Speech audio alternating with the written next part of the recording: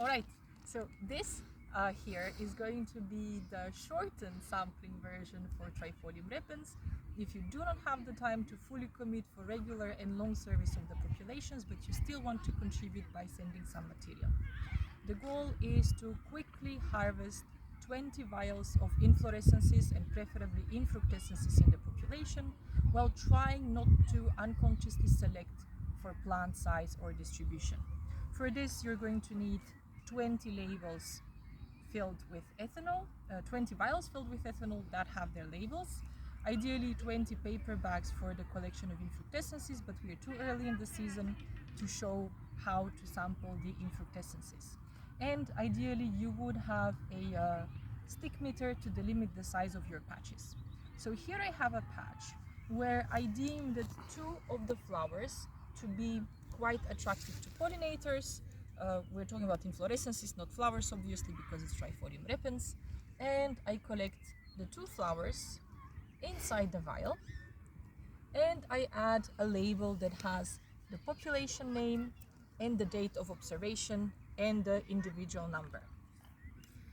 Ideally, you would do the same thing by collecting up to 3 mature infructescences in the paper bag and then store everything in a safe location. Then the trick is to go and find the next individual to sample. So in this case, you're starting from the end of your sampling frame and you go 3 steps into one direction. You go 1, 2, 3. And then you're trying to see within a half meter circle in front of you whether you're going to find a suitable individual for sampling or not. If you do not find one, you take 1 more step in the same direction. Repeat the observation. I still don't see any flowering trifolium, so I continue doing this. 1 more step. Still nothing. And 1 more step does bring me to a patch of trifolium repens. Ideally, you would sample whatever is closest to your feet that shows attractive flowers.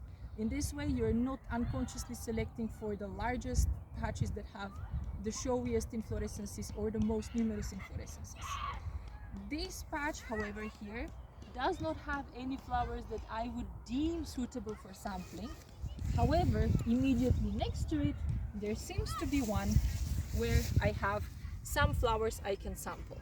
Now, were I to have a nice showy patch just a little bit further that has maybe 3 suitable inflorescences for sampling, I would ignore that one because it is much further than this one.